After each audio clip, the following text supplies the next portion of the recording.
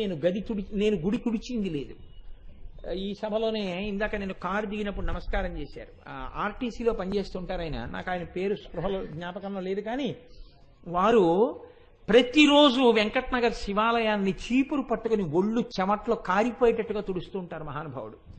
అలాగే వెంకటనగర్ వెంకటేశ్వర స్వామి గుడి పరిచారిక నాకు తెలుసున్నంత వరకు 5 పైసలు పుచ్చుకోకుండా గుడి తుడుస్తుంది.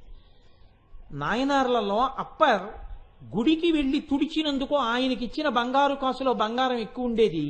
కేవలము స్తోత్రాలు చేసినటువంటి జ్ఞాన సంబంధానికి దొరికినటువంటి బంగారు కాసులో బంగారం తక్కువ ఉండేది.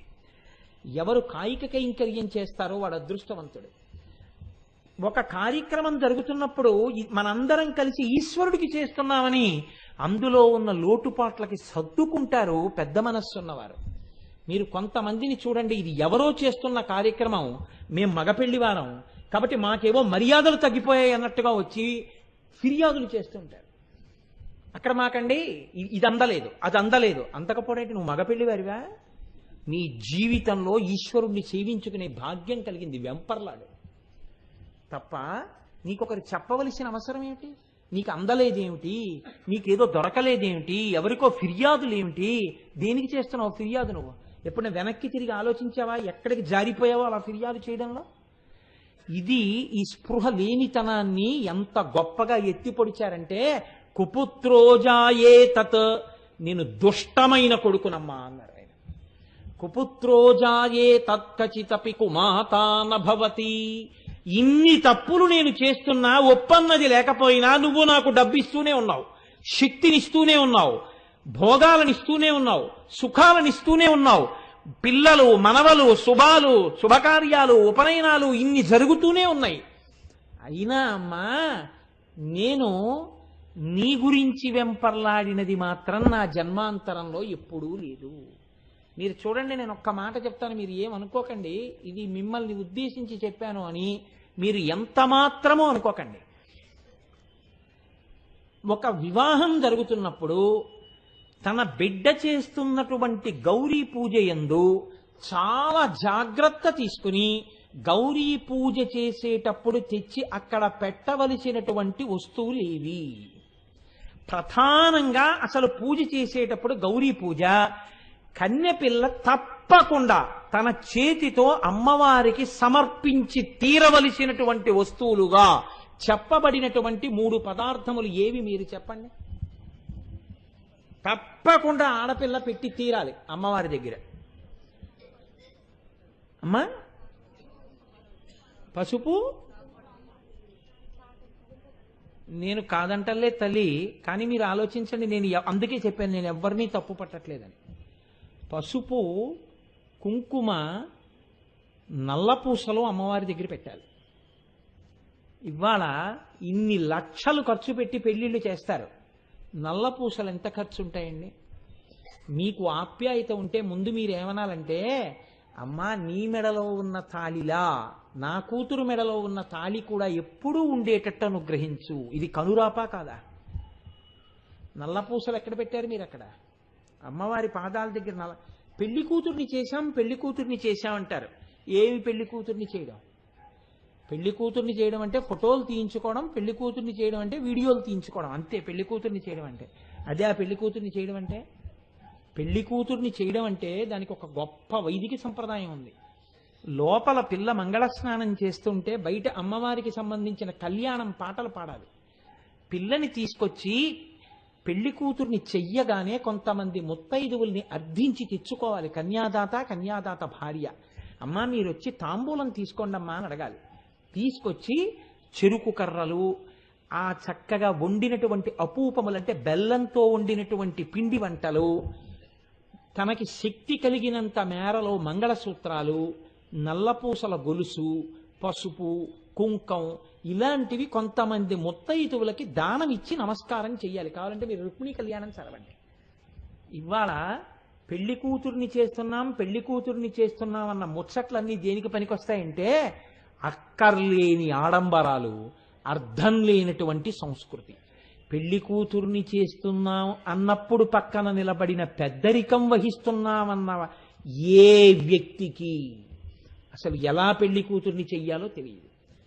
అక్కర్లేని అహంకారాలు, అక్కర్లేని ఆడంబరాలు, అక్కర్లేని అలంకారాలు తప్ప అసలు ఎందుకు చేస్తున్నారు, ఎవరిని ఆరాధిస్తే ఆ ఐదోతనం నిలబడుతుంది, దీని గురించిన స్పృహ ఎక్కడుంది అంటే అయినా ఆవిడేమనుకోవట్లేదు. అరేరే వీడిన్ని లక్షలు ఖర్చు పెట్టాడురా, విస్తరికి 120 రూపాయలు ఇస్తానన్నాడు, 200 ఇస్తానన్నాడు. ఇక్కడ రొట్టె ముక్కలు, ఇక్కడ బఠానీలతో చేసిన పదార్థాలు, ఇక్కడ స్వీట్లు, ఇక్కడ హాట్లు, ఇక్కడ పళ్ళ ముక్కలు, ఇక్కడ ఐస్ క్రీములు, ఇక్కడ ఇంకోటి మనుష్య మాంసం తప్ప అన్నీ ఉంటాయి. ఎవడికి ఏం కావాలో అన్నీ తినచ్చు. అన్నీ తిన్న మనగాడు ఉంటే భారతరత్న ఇవ్వచ్చు. అన్నీ పెడతారు. అమ్మవారికి గౌరీ తపస్సులో నల్లపూసల హారం తీసుకొచ్చి వేయాలనేటటువంటి స్పృహ మాత్రం ఉండదు. కుపుత్రులము కావా మనం? గుండెల మీద చెయ్యేసుకు చెప్పండి, ఆయన ఎవరో చెప్పారంటారే శ్లోకం. ఏ ఒక్క విషయంలోనైనా మిమ్మల్ని మీరు పరిశీలనం చేసుకోండి. ఎక్కడ మనం అమ్మవారి దగ్గర అమ్మవారు సంతోషించే కొడుకుగా బతుకుతున్నాం మనం? కుపుత్రోజాయే తత్ కచితపి కుమాతాన భవతి. దుష్టమైన తల్లి అన్న మాట లోకంలో లేదమ్మా, అది లేదు కాబట్టి మేము బతికాం, ఇన్ని తప్పుల్ని ఓర్చామన్నారు శంకరాచార్య వారు. ఎంత గొప్ప శ్లోకం చూడండి.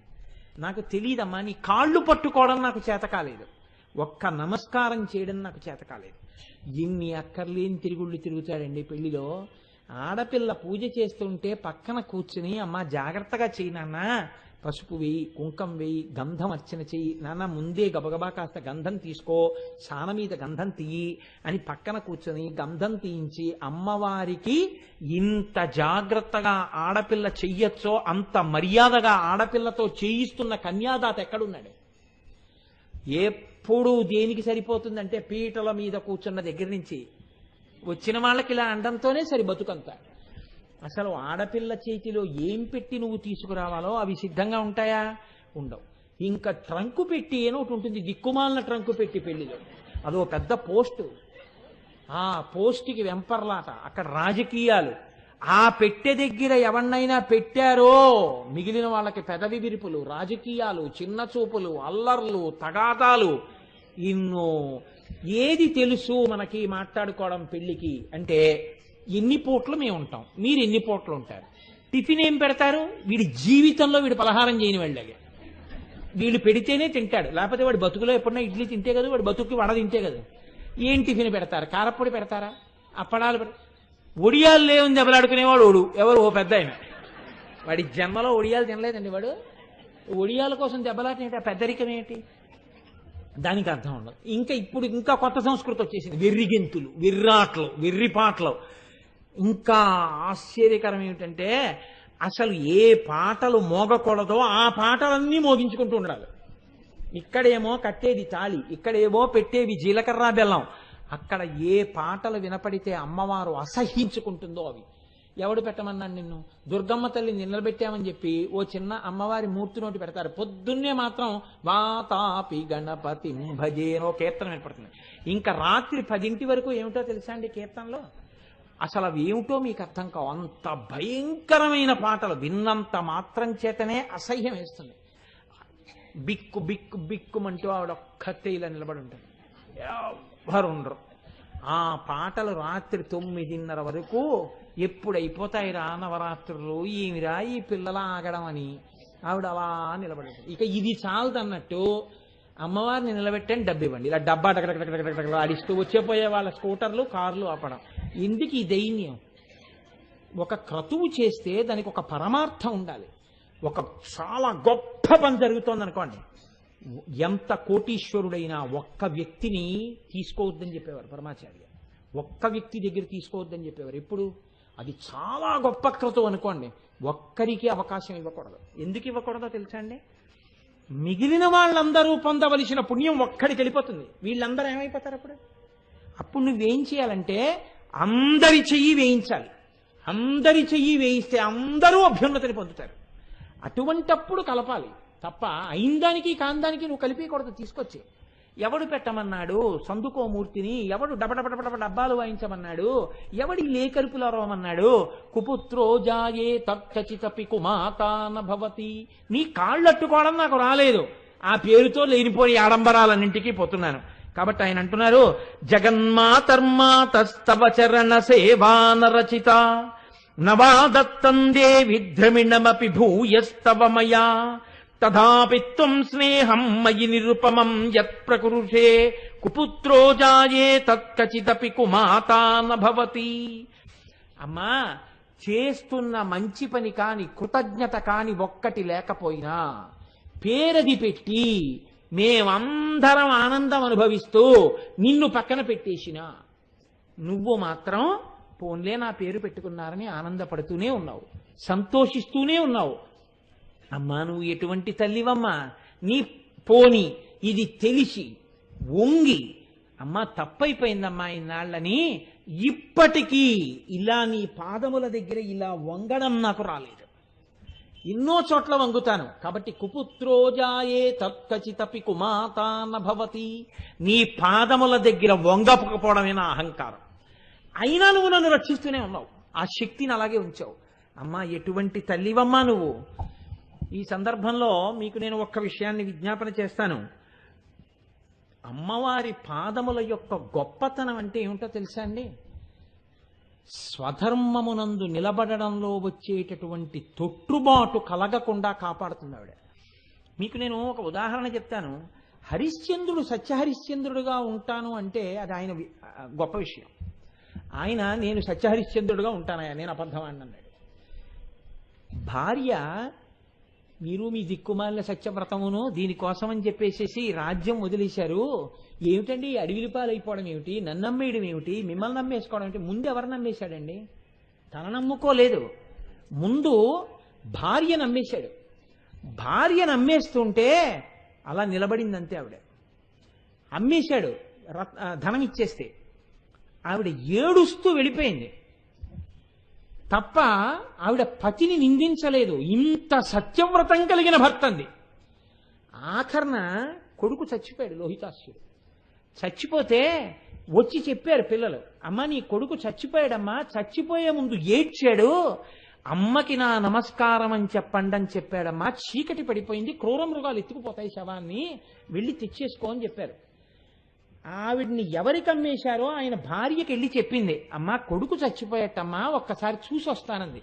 ఆవిడంది, దున్నపోతల్లే ఉన్నావు, ఏదో వంక, చచ్చిపోతే చచ్చిపోయాళ్లే, నా కాళ్ళు పట్టి వెళ్ళింది. ఆవిడ కాళ్ళు పట్టింది. అప్పుడు కూడా ఒక్క మాట అనలేదు భర్తని. అలా అనకుండా ఉండడం అంత తేలిక విషయం కాదు. పతివ్రతగా నిలబడాలంటే అమ్మవారి అనుగ్రహం ఉండాలి. కాళ్ళు పట్టి ఏడుస్తూ వెళ్ళింది. చచ్చిపోయి ఉన్నాడు కొడుకు. ఎవరు తండ్రి? ఈ సమస్త భూమండలాన్ని ఏలినటువంటి చక్రవర్తి. ఒక్కొక్కడు అటువంటి స్థితిని పొందిన భార్య పాతివ్రత్యానికి, భార్య ఉపాసనకి గొప్పవాడయ్యాడు. చిత్రనళీయంలో అంటారు, సార్వభౌమ పదంబు శరణిభైరిన భోగి వంటలవాడవుచు బెరగెనేడు, విమలాతపత్రముల్ వెలయగల్గిన నేడు వర్షాతపతముల మెరగెనేడు, కను సన్నదొరల చేతన యాజ్ఞగును విభుండు వెలయ ఒక్కని యాజ్ఞ బరగెనేడు, భయద కోదండ ఖడ్గముల్ పట్టు వీరుడు గరిటయూ క్రోవియూ పట్టెనేడు, విపుల కేసరి నక్కట పిల్లి చేసే అథమ విధమున ఇట్టిదే విధికృతంబు అన్నాడు. నలుడు అంతటి దైన్యాన్ని పొందాడు, అయినా దమయంతి చిన్నబుచ్చుకోలేదు. నాకు ఆయనే భర్త అంది. బాహుకా అని పిలిచారు వంటలవాడని. ఆయన తన ధర్మమునందు తాను నిలబడిపోయాడు. దమయంతికి మారుమనువు చేస్తానంటే నాకు నలుడే భర్త అంది. కొడుకు శవాన్ని తీసుకెళ్లి రుద్రభూమిలో పెట్టింది. పెట్టి కాలి ఆరిపోయిన చితుకులు పేర్చి కొడుకుని కాల్చబోతోంది. భర్త లేడు పక్కన. వచ్చి, యవతవే కాటి సుంకం చెల్లించకుండా శవాన్ని కాలుస్తున్నావు, వెళ్ళి పట్టుకురా అన్నాడు. తన భర్తని తెలియదు. కంఠం వింటే నా భర్త కంఠంలా ఉంది అనుకుంది. అంటే అయ్యా నా దగ్గర ఏమీ లేదు, కొడుకుకి అంచేష్టి చేసి వెళ్ళిపోవాలి తెల్లవారేటప్పటికి మళ్ళీ కొలువుకి, అందుకని వెలిగించే నీ శరీరాన్నది. అంటే ఆయన అన్నాడు, లేదంటామే, దళమౌపయ్యదలోనా అన్నాడు, నీ పవిటలోంచి కనపడుతోంది మంగళసూత్రం అన్నాడు, అది అమ్మి పట్రా అన్నాడు. ఆవిడికి వరం ఉంది వశిష్ఠ మహర్షిది, ఆ మంగళసూత్రం ఒక్క భర్తకే కనపడుతుంది, నువ్వే హరిశ్చంద్రుడు అని ఆయన కాళ్ళ మీద పడి ఏడ్చింది. ఎటువంటి సత్యవ్రతమో తెలుసా అండి? అయినా సరే, మన కొడుకైనా సరే, ఉన్న ఒక్కగానొక్క కొడుకు చచ్చిపోయినా సరే, వెళ్ళి దబ్బట్రా మంగళసూత్రం అమ్మి ఆ కొడుకుని కాలుద్దన్న యజమానికి కాటి సుంకం కడతానన్నాడు. ఆయన నడిచిన భూమి ఈ గడ్డ. ఇవి కథలు అనుకుంటున్నారేమో, కథలు కావు. కాబట్టి ఇప్పుడు ఆవిడ వెళ్ళి డబ్బట్టుకుని వద్దామని వెళ్ళింది. దొంగలు మీద పడితే ఆవిడే దొంగ అనుకున్నారు. ఆవిడ్ని వజ్రశిల మీద నిలబెట్టి కుత్తుక కోసేయమన్నారు. ఎవరు కోస్తారంటే ఎవడు కాటికాపరో అని తీసుకురమ్మన్నారు. హరిశ్చంద్రుడినే తీసుకొచ్చారు. తీసుకొస్తే మహాపతివ్రత. నిజంగా పద్యాలు మీరు నమ్మండి నమ్మపోండి, ఒక్కనాటికి నేను చదవలేను. నేను ఒకసారి ఆ ప్రయత్నం చెయ్యబోయి ఉద్విగ్నతకు లోనైపోయి చదవలేకపోయాను కూడా, శివమహాపురాణంలోనే. ఇప్పటికీ నా జన్మలో నేను ఆ సత్యహరిశ్చంద్రియం చదవలేను. ఎందుకంటే అసలు ఆ పద్యాలు చదువుతుంటే భయం వేస్తుంది. అయ్యి బాబా ఇదేమిటి ఈ పద్యాలు ఇలా ఉన్నాయని, అంత గొప్పగా ఉంటాయి. సంపైపోతున్నాడు కర్తవ్యనిష్టతోటి. విశ్వామిత్రుడు పరిగెత్తుకొచ్చన్నాడు, మాతంగ కన్యల్ని పెళ్లి చేసుకుంటానను, అన్ని ఇచ్చేస్తానన్నాడు. ఒక్కనాటికి మాట తప్పను. సంపేస్తానని కత్తి ఎత్తాడు.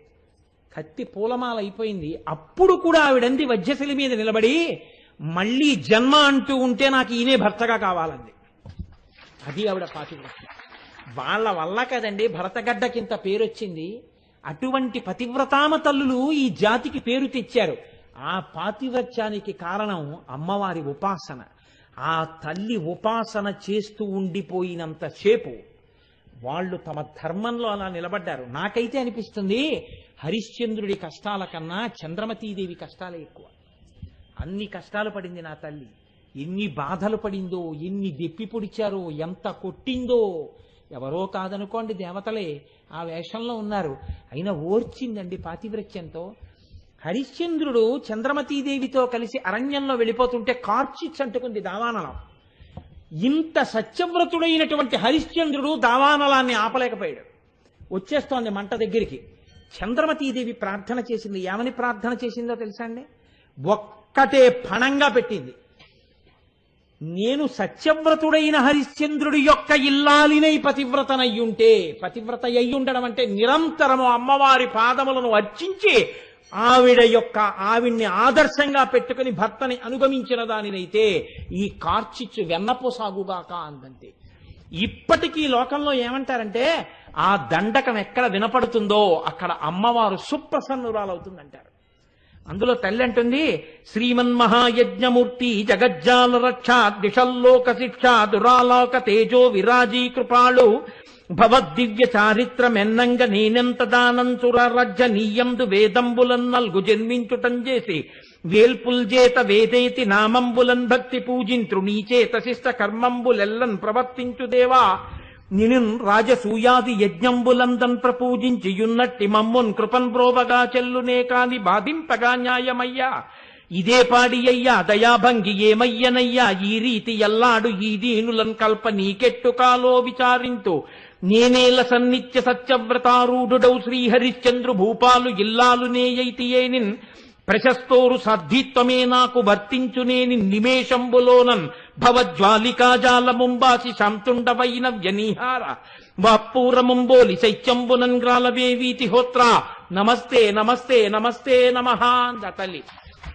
నేనే కాని హరిశ్చంద్రు భూపాలు ఇల్లాలినే అయితేయేనిన్ సత్యహరిశ్చంద్రుడి భార్యనైతే. ఈ మాట ఎందుకనాలి అంటే, ఎన్ని కష్టములు ఒకవేళ ఆయన వ్రతం వల్ల నాకు కలిగినా ఇటువంటి భర్తని పొందానని ఆవిడ్ని అనుగమించిన దాననైతే ఈ శక్తి ఎక్కడి నుంచి వచ్చింది? ఆవిడ పాదములు పట్టుకోవడం వల్ల. అలా నేనే కాని ఒకవేళ అటువంటి పతివ్రతనైతే భూపాలు ఇల్లాలినే అయితే ఏనిన్ ప్రశస్తోరు సద్ధిత్వమే నాకు వర్తించునేనిన్ నేను కాని అటువంటి సాధ్వినయ్యుంటే నిమేషంబులోనన్ ఒక్క నిమిషంలో ఆకాశాన్నంటుకుని కాలిపోతున్నటువంటి ఈ అగ్ని జ్వాలలన్నీ కూడా భవజ్వాలికాజాలముంబాసి శాంతుండవై ఒక్క నిమిషంలో చల్లారిపోవాలి. ఈ అగ్ని అంతా ఆరిపోయి నవ్య నీహార వాపూరముంబోని శైత్యంబునన్ గ్రాలవే చల్లగా అయిపోవాలి. చల్లటి గాలులు వీచాలి. నేనే కాని పతివ్రతనైతే, అమ్మవారి అనుగ్రహంతో పతిని అనువర్తించిన దాననైతే ఇది జరుగుగాక. అంతే. ఆవిడ దండకం చదివి నమస్కారం చేసేటప్పటికే అగ్నిహోత్రం అంతా చల్లపడిపోయి వెన్నపూస అయిపోయింది. ఇది అమ్మవారి ఉపాసన చేసి అమ్మవారి పాదములు పట్టుకున్నటువంటి తల్లులు ఈ లోకానికి చూపించినటువంటి మర్యాద. అమ్మవారి పాదాలు పట్టుకోవడం అంటే మాటలు కాదండి. కోటేశ్వరారు మీరు సత్యహరిశ్చంద్రి అని చెప్పారు, ఇక్ష్వాకు వంశంలో ఎప్పుడో జరిగిందంటారేమో. ఒకనాడు ఉద్వేగంతో పరమాచార్యులు వారు చెప్పినటువంటి విషయాన్ని మీకు మనవి చేస్తాను. వీరప్ప స్వామి అని ఒక ఐశ్వర్యవంతుడు ఉండేవారు. ఆయన ఎన్ని దేవాలయాలకు సేవలు చేశారు, ఎన్ని దేవాలయాలు పునఃప్రతిష్టలు చేశారు, పెద్ద పెద్ద గుళ్ళు కట్టించారు. ఆయనకి విపరీతమైన కోపం, ఎంత సేవ చేస్తారో అంత కోపం. అందుకని ఆయన పేరంటే హడిలిపోయేవారు అందరూ. ఆయన దగ్గరికి ఒక్క వ్యక్తి ఎక్కువ వెడుతుండేవారు. ఆ వెళ్ళినటువంటి ఆయన పేరు సుబ్బరాయ అయ్యర్ గారు. ఆయన మాత్రం వెళ్ళి భగవత్ కథ చెప్తుండేవారు. ఆయనకి అన్ని విని, అంతమంది పెద్దల గురించి విని, ఆఖరణ రోజున అన్నారు ఆయన, ఆ వీరస్వామి, ఆ వీరప్ప స్వామి అన్న ఆయన, ఏమండి సుబ్బరాయ అయ్యర్ గారు, మీరు రోజు పురాణం చెప్తున్నారు, వింటున్నాను, ఇదంతా బానే ఉంది, కానీ నాకు ఈ దిక్కుమాల కోపం పోవట్లేదండి. నాకు ఈ కోపం పోయేటట్టుగా చేసి, కోపానికి మారు పేరైన వ్యక్తి కూడా ఏ దేవాలయానికి వెళ్ళి నమస్కారం చేస్తే కోపం పోయిందో అలాంటి గుడి ఏదైనా ఉంటే చెప్పండి, నేను వెళ్ళి ప్రార్థన చేస్తానన్నాడు. ఆయన కళ్ళు మూసుకుని కాసేపు ఆలోచించి అన్నారు, దుర్వాసో మహర్షి కూడా మీ ఇలాగే బాధపడేవారండి. ఆయన కూడా తిరుక్కోయిలూరు అనబడేటటువంటి ఊరు వెళ్ళారు. అక్కడ అమ్మవారిని ధ్యానం చేశారు. ఆ తల్లి అనుగ్రహంతో కోపం పోయింది ఆయనకి. అందుకే ఒక్క తిరుక్కోయిలూరులో ఉన్నటువంటి దుర్వాసో మహర్షి యొక్క విగ్రహం పరమశాంతమూర్తిగా ఉంటుంది. కాబట్టి మీరు వెళ్ళి అమ్మవారి పాదాలని పట్టుకోండి అన్నారు. ఈ వీరప్ప స్వామి గారు సుబ్బరాయ అయ్యర్ గారిని కూడా తీసుకుని వెళ్ళారు. తిరుక్కోయిలు వెళ్ళి గుళ్ళోకి వెళ్ళారు, దర్శనం చేసుకున్నారు. పోతుంది ఏమిటి కోపం? పోలేదు. అలాగే కేకలేస్తూ ఉండేవారు. ఆ గుడంతా బాగు చేయించారు, పెద్ద రథం చేయించారు. ఆయన అమ్మవారిని తెలిసో తెలియకో రోజు వెళ్ళి అమ్మవారి పాదాలు పట్టుకోండి కోపం పోతుంది అన్నారుగా సుబ్బరాయ అయ్యర్ గారు. పోవట్లేదండి అనేవారు. పోతుంది పట్టుకోండి అనేవారు. రోజు అమ్మవారి పాదాలకి నమస్కారం చేసేవారు. కొత్త రథం తయారైపోయింది. తయారైపోయిన తర్వాత రథం ప్రదక్షిణంగా గుడికి తిరుగుతోంది. తిరుగుతుంటే గుడి ముందు రథంకి కొబ్బరికాయ కొట్టి, గుమ్మడికాయ కొట్టి కదిపారు. కదలలేదు. ఎంత కదిపినా కదలకపోతే, ఇదే ఒకప్పుడైతే వెంటనే ఈ వీరప్ప స్వామి పెద్ద పెద్ద కేకలేసేవారు, ఎవడరా రథం చేసిన వాడు, ఎందుకురా కదలటం లేదని. ఇప్పుడు ఆయన ఏం అనలేదు, అలా నిలబడ్డారు. నిలబడితే అమ్మవారిని అందరం ప్రార్థన చేద్దామన్నారు. ప్రార్థన చేశారు. కదిలింది రథం. వెళ్ళి కొంత దూరం వెళ్ళి ఆగిపోయింది. మళ్ళీ కదలడం మానేసింది. ఎంత తోసినా కదలటం లేదు. అక్కడ ఉన్న వాళ్ళు అన్నారు, ఏమండి మీకు చెప్తే కోపడతారని చెప్పలేదు, ఇంత పెద్ద రథం కదా, ఈ రథం కదిలేటప్పుడు ఏదైనా బలిస్తే బాగుంటుంది, ఒక కోడినో మేకనో గొర్రెనో బలి ఇవ్వలేదు మనం, బలిస్తే బాగుంటుందండి అన్నారు. అంటే ఆయన అన్నారు, ఏమిటయా జగదంబ, ఈ మాటలకు ఆయనకి ఇంకొకప్పుడైతే ఎంత కోపం వచ్చేదో, ఇప్పుడు రోజు అమ్మవారి పాదాలు పట్టుకోవడంలో ఆయనకి తెలియకుండానే పోయింది ఆ కోపం. పోయి ఆయన అన్నారు, అమ్మయ్య ఆవిడ బలి కోరుకుంటుందా? ఎవడయ్యా మీకు చెప్పింది ఈ మాట? నోరు లేని జీవాన్ని తీసుకొచ్చి నేను ఇక్కడ చంపేస్తే దానికోసం ఆ తల్లి ఏడవదయ్యా? దాని తల్లి ఏడిస్తే తల్లి సంతోషిస్తుందా? ఎవరయ్యా చెప్పింది? పోన్లేండి, ఒక పని చేయండి, ఏదో ఒకటి బలి ఇవ్వకపోతే రథం నడవదంటున్నారుగా. నేను పెద్దవాడిని అయిపోయాను, నా అన్న వాళ్ళు ఎవరూ లేరు, ఉన్నదంతా దేవాలయానికి వాటికి ఖర్చు పెట్టేశాను, నేను వెళ్ళిపోయిన తర్వాత మిగిలింది కూడా ఖర్చు పెట్టేయండి, నేను పడుకుంటానయా, చక్రాలు కదిపేయండి నా మించి, నాకేం బెంగలేదు, నిజంగా చెప్తున్నాను అని ఆ ఉత్తరీయం నడువుకు చుట్టుకుని ఆయన రథచక్రాల కింద పడుకున్నారు. పడుకుంటే అక్కడ ఉన్న వాళ్ళందరూ కంగారు పడిపోయి, అయ్యో అదేంటి వీరప్పస్వామి గారు మీరే పడుకుంటున్నారు, లేవండి లేవండి లేవండి అని లేపేసి ఆయన్ని అందరూ కలిసి అమ్మవారిని పెద్ద స్తోత్రం చేస్తూ రథం తోశారు. రథం కదిలిపోయింది. కదిలిపోయి వీరప్ప స్వామి గారు అక్కడ ఒక చిన్న పాక వేసుకుని అందులో ఉంటూ ఉండేవారు. ఆ గుళ్ళో కొన్నాళ్ళు ఉండి వెళ్ళిపోవడమేగా మళ్ళీ ఊరని. ఆయన సంతోషంతో ఆనందంతో ఇంకా ఎంత పొంగిపోయారో, అమ్మ కృప చేసిందని. ఆయన గబగబా ముందు నడుస్తూ వెళ్ళి తన ఇంట్లో నిలబడి అమ్మవారికి హారతి ఇద్దామని నిలబడ్డారు. నిలబడితే రథం అలా వచ్చి ఆయన ఇంటి ముందు ఆగింది హారతి పుచ్చుకోవడానికి. హారతి ఇచ్చారు, అమ్మవారికి హారతి ఇస్తున్నారు. ఆయన ఒక్కసారి ఆలోచించారు, చిన్న కారణం ఉంటే కోప్పడేవాణ్ణి, ఇన్ని జరిగినా కోపం రాలేదు, అమ్మా నా కోపం అంతా తీసేసావమ్మా, ఏమో అనుకున్నాను, నేను నమ్మి నీ పాదాలు పట్టుకుని ఉండుంటే ఏ స్థితిని పొంది ఉండేవాణ్ణో కదా, ఇన్నాళ్ల తర్వాత వచ్చి నీ పాదాలు పట్టుకున్నాను, అమ్మా ఇప్పుడైనా నువ్వు అనుగ్రహిస్తే నన్ను చరమశాంతిని నువ్వు ఇవ్వవా అనుకున్నారు. అంతే.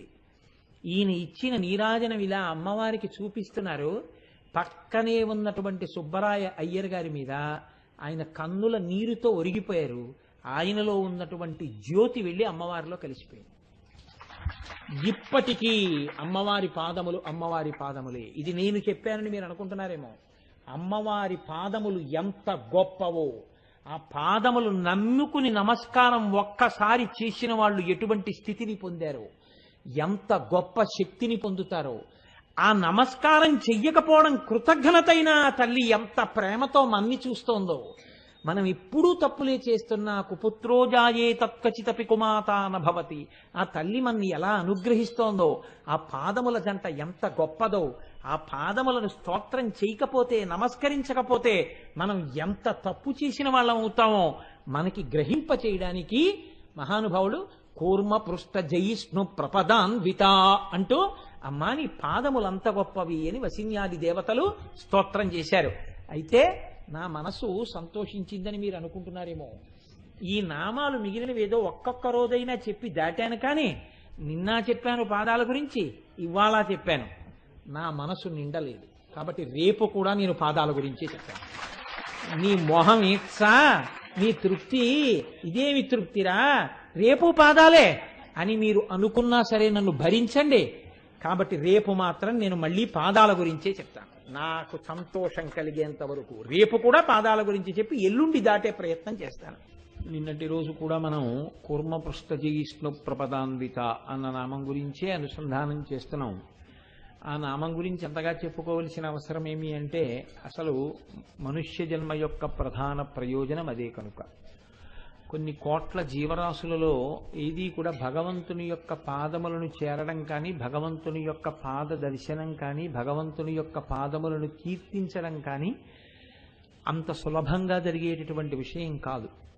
అటువంటి అదృష్టం ఒక్క మనుష్య జన్మయందు మాత్రమే సంభవం అవుతుంది. కనుక మనం ఆ భగవంతుని యొక్క పాదములను గురించి, ఆ తల్లి యొక్క పాదములను గురించి ఎంతమంది ఎన్ని రకాలుగా చెప్పారు అన్న దాంట్లో కనీసం లేశమాత్రమైన స్పృశించేటటువంటి ప్రయత్నాన్ని చేస్తున్నాం. ఇందులో ప్రధానంగా మనకి శంకర భగవత్పాదులు చేసినటువంటి స్తోత్రములు, మూకశంకరులు చేసినటువంటి స్తోత్రములు చాలా గొప్పవి. అందులో మూకశంకరులు అమ్మవారిని ఎదురుగుండా స్థూల దర్శనం చేస్తూ చేసినటువంటి దర్శనం, వాక్కు లేనివారు అమ్మవారి ఇచ్చినటువంటి వాక్కుతో చెప్పినటువంటి మాటలు.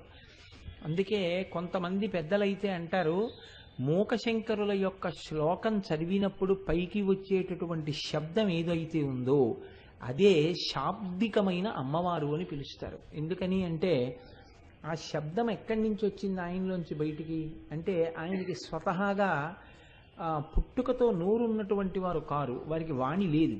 కానీ అమ్మవారు కృప చేసింది. కృప చేసిన తరువాత ఆయన ఊహించి కానీ, ఆంతరదర్శనం కానీ, ధ్యానమునందు కానీ ఆయన చెప్పిన శ్లోకాలు కావు.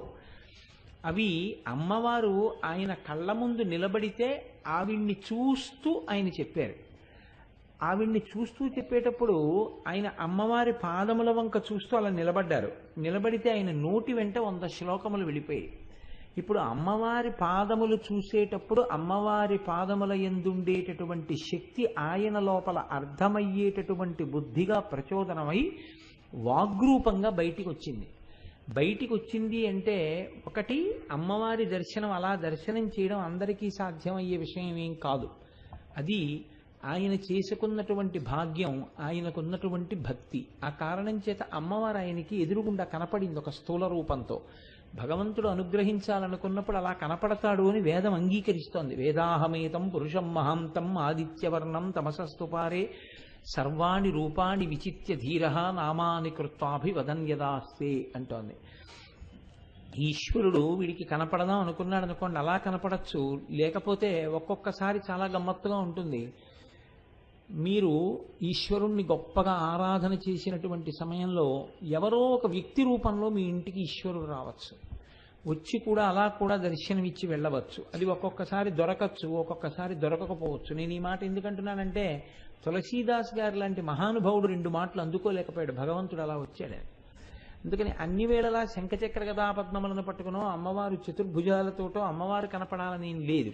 ఒక్కొక్కసారి మీరు ఆరాధించినటువంటి వేళా విశేషంలో ఒక బాల మీ ఇంటికి రావచ్చు, లేదా ఒక సువాసిని మీ ఇంటికి అకస్మాత్తుగా వచ్చి మీతో మంచి మాటలు మాట్లాడి మీ ఇంట్లో కొద్దిగా బొట్టు పెట్టించుకుని వెళ్ళొచ్చు.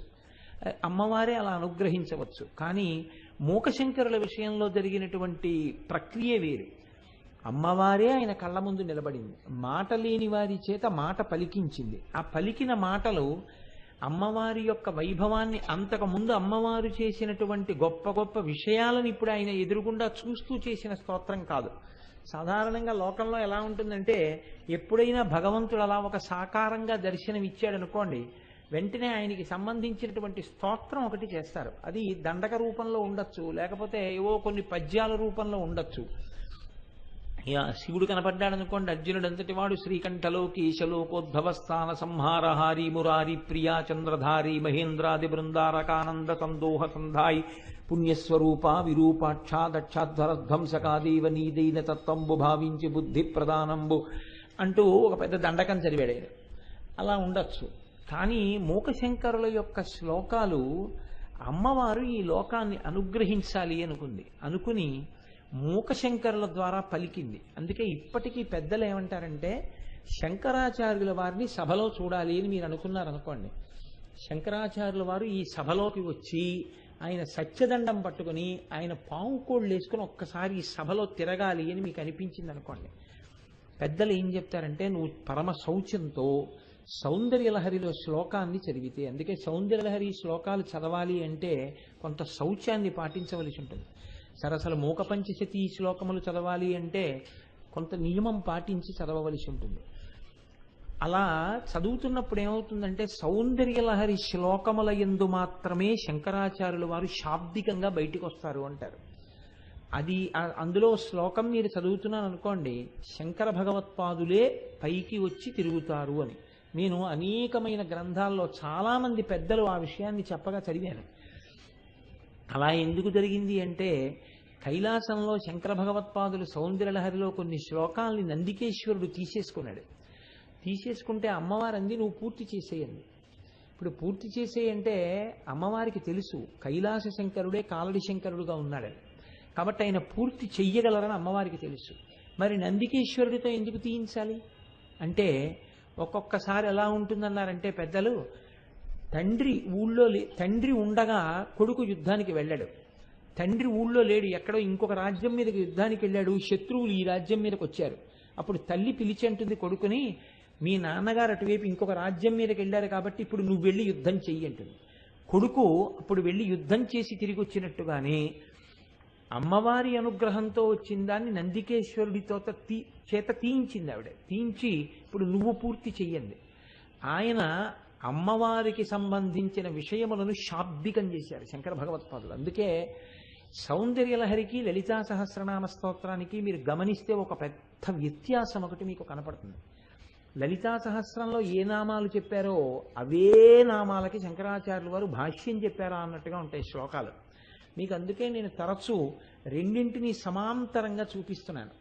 ఇక్కడ వసిన్యాది దేవతలు ఏదంటారో దాన్నే శంకరాచార్యుల వారు వ్యాఖ్యానం చేస్తుంటారు. అలా చేసేటప్పుడు సౌందర్యలహరికి లలితా సహస్రానికి ఒక పెద్ద భేదం కనపడుతుంది. లలితా సహస్రంలో అమ్మవారి గురించి చెప్పేటప్పుడు మొట్టమొదట అమ్మవారి ఆవిర్భావం చెప్తారు. ఆ చెప్పేటప్పుడు స్త్రీ స్వరూపంగా చెప్తున్నారు కాబట్టి కేశాదిపాదాది పర్యంతం చెప్తారు.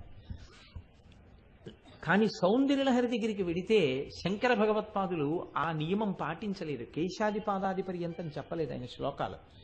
ఎందుకు చెప్పలేదు అంటే, ముందు ఆనందలహరి ఉంది, ఆనందలహరి తర్వాత సౌందర్యలహరి వచ్చింది కాబట్టి ఇంకా ఆయన ఆ నియమం పాటించలేదు. ఎక్కడెక్కడ చాలా ప్రధానమైనవి స్పృశిస్తున్నారో, ఏవి శ్రీ విద్యలో విడిచిపెట్టడానికి అవకాశం లేదో అటువంటి వాటినన్నింటినీ అత్యద్భుతంగా ఆయన పూరణ చేశారు. అందుకే శంకరాచార్యుల వారు ఇంకా వేరుగా లలితా సహస్రనామ స్తోత్రం వైపుకు వెళ్ళకపోవడానికి కారణం అదే. అటువంటి సౌందర్యలహరిలోని శ్లోకాన్ని చదివినప్పుడు శాబ్దికంగా శంకరులు బయటికి వస్తారు అని ఇప్పటికీ ప్రమాణం. ఒక శ్లోకం మీరు చదివారనుకోండి, ఆ సమయంలో సభలో ఎవరైతే ఉన్నారో వాళ్ళకి శాబ్దికంగా శంకర భగవత్పాదుల యొక్క దర్శనం అవుతుంది.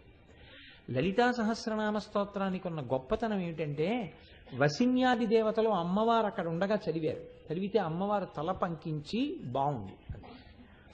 బాగుందని చెప్పి ఆవిడ చెప్పింది అందరికీ. ఈ స్తోత్రం లలితా సహస్రం ఎవరు చదువుకుంటున్నారో, ఎవరు వింటున్నారో, ఎవరు తెలుసుకుంటున్నారో వారికి నా అనుగ్రహం కలుగుతుంది అని చెప్పింది ఆవిడ. కాబట్టి అమ్మవారి అనుగ్రహం కలగడానికి లోకంలో ఇంకా ఇంతకన్నా తేలికైనటువంటి మార్గం ఇంకోటి ఉంటుంది అని ఎవరూ చెప్పలేదు. ఇప్పుడు దీనికి శాబ్దికంగా సౌందర్యలహరి కూడా మీరు చదువుతున్నారనుకోండి, చదువుతున్నప్పుడు అందులోంచి శంకర భగవత్పాదుల యొక్క అనుగ్రహం కూడా కలుగుతుంది. లేదా శంకరాచార్యుల వారే శాబ్దికంగా బయటికి వస్తారు. దాని పక్కన మూక పంచశతి కూడా నడుస్తోంది అనుకోండి, ఇంకప్పుడు శాబ్దికంగా అమ్మవారే బయటకు వస్తారు. ఎందుకని అంటే ఆ శ్లోకాలు చెప్పించింది అమ్మవారి శక్తి వాక్కుగా పైకొచ్చింది. ఆ తర్వాత ఇంకా మూకశంకరులు ఒక్క మాట కూడా మాట్లాడలేదు. ఆ మాటలన్నీ ఏమున్నాయో అవి అమ్మవారే. కాబట్టి మూకశంకరుల యొక్క శ్లోకాలు పరమ ప్రఖ్యాతి వహించే అటువంటి శ్లోకాలు బహుశః ప్రపంచ సాహిత్యంలో చాలా అరుదు. నాకైతే వ్యక్తిగతంగా అనిపిస్తుంది, ఇది ఎందుకంటే ఆ మాట అంటున్నాను, నా అభిప్రాయం పూర్ణం కావచ్చు, ఒకవేళ నా అభిప్రాయం కించిత్ అలసత్వంతో కూడింది కావచ్చు. బహుశః మూకశంకరుల శ్లోకాలు చెప్పగలిగినటువంటి స్థితి లోకంలో అందరికీ కలగదు. ఎందుచేత అంటే కాళిదాస మహాకవికి కూడా అమ్మవారు నాలుక మీద బీజాక్షరాలు రాస్తే తరువాతి కాలంలో ఒక్కొక్కసారి కవనం చెప్పారు ఆయన. మహానుభావుడే. ఇప్పటికీ పంచకావ్యాలు చదువుకుంటే అందులో రఘువంశాది కావ్యములు కాళిదాస కృతమే. కానీ మూకశంకరులు అలా కాదు. ఆయన ఒక్కసారి అమ్మవారి అనుగ్రహంతో 500 శ్లోకాలు చెప్పేశారు. చెప్పేసి అంతే, నాకు వాక్కు తీసేయమన్నారు. ఇంకా తర్వాత ఆయన అసలు వాక్కును అనుభవించలేదు. అంత గొప్ప శ్లోకాలు. అందులో ఆయన అమ్మవారి పాదముల వంక దృష్టి నిలబెట్టి చెప్పినటువంటివి గడ గడ గడ గడ గడ గడ చెప్పేస్తుంటే ఆయన ఆపి ఆపి ఆపి ఆపి చెప్పినవి కావు. అమ్మవారి పాదాల వంక చూసి ఒక కాగితం మీద రాసి మళ్ళీ ఎక్కడో చదివి అంకితం ఇచ్చినవి కావు. ఆ పాదముల వంక చూస్తే ఆయన చెప్పేశారంతే ఆ శ్లోకాలు. ఇప్పుడు మీరు చెప్పండి, ఆ శ్లోకాలకి గణాలు సరిపోయాయి, ఆ శ్లోకాలకి యతిప్రాసలు సరిపోయాయి అంటే అమ్మవారి అనుగ్రహంతో సరిపోయాయా, లేకపోతే ఆయన ప్రమేయం ఏమైనా అందులో ఉంటుందా? మూకశంకరులు పైకి మిష, ఆ మాట్లాడుతున్నదంతా అమ్మవారి. అందుకే అమ్మవారి పాదముల యొక్క గొప్పతనం ఏదో తెలుసుకోవాలి అంటే అమ్మవారి చెప్తే వింటే ఎలా ఉంటుందో తెలుసుకోవాలంటే మూకశంకరుల శ్లోకాలు వినాలి. అందుకే నేనైతే ఇవాల్టి రోజున వదిలిపెట్టలేక మళ్ళీ దాన్ని ఎందుకు అనుసంధానం చేస్తున్నాను అంటే, ఈ తిథులు పరమ పవిత్రమైనటువంటి తిథులు. రథసప్తమి, భీష్మాష్టమి, ఇవన్నీ మనం అనుకోకుండా ఎన్ని జన్మల పుణ్యమో ఈ తిథులలోకి వచ్చేటప్పటికీ పాదములు వచ్చాయి. కాబట్టి ఇవాళ కూడా నేను ఆ పాదార విందముల గురించి మాట్లాడాలనుకుంటున్నాను. మూకశంకరులు చేసినటువంటి ఆ 100 శ్లోకాల్ని కలిపి పాదార వింద శతకము అని పిలుస్తారు. పంచశతి అని 500 శ్లోకాలతో ఉన్న ఆర్యాశతకము, స్తుతి శతకము, మందస్మిత శతకము, కటాక్ష శతకము, పాదారవింద శతకము అని ఆయన చిరునవ్వు మీద 100, అమ్మవారి మందస్మితం మీద, అమ్మవారి కటాక్షం మీద 100, అమ్మవారి స్తుతి 100, అమ్మవారి యొక్క పాదముల మీద 100, అమ్మవారిని ఆర్య అంటే ఓ తల్లి అని గౌరవ సంబోధన చేస్తూ 100, 500 శ్లోకాలు చెప్పారు. అందులో కేవలం పాదాల మీద చెప్పినవే 100 శ్లోకాలు. నిజానికి 100 శ్లోకములంటే అందులో ఏ ఒక్క శ్లోకాన్ని మీరు ఇవాళ ఇది వదిలేసి ఈ శ్లోకం చెప్దాం అని మీరు ఎంచుకోలేరు. ఎలా ఎంచుకుంటారు? అవన్నీ అమ్మవారు చెప్పినవే. అమ్మవారు చెప్పిన శ్లోకాల్లో ఎంచగలిగిన ప్రజ్ఞ మీకేమిటి?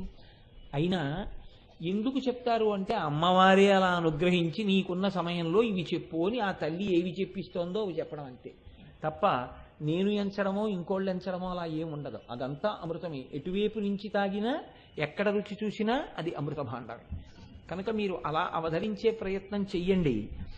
ఆ మూకశంకరులు అంటారు పాదారవింద శతకంలో, భవాంబోధౌ నౌకాం జడిమ విపినే పావక శిఖ అమర్త్యేంద్రాదీనామధిముకుటమత్తం సకలికాం జగత్తాపే జ్యోత్స్నామకృత కవచ పంజరపుటీశుకస్త్రీం కామాక్ష్యా మనసి కలయే పాదయుగళీం అన్నారు ఆయన.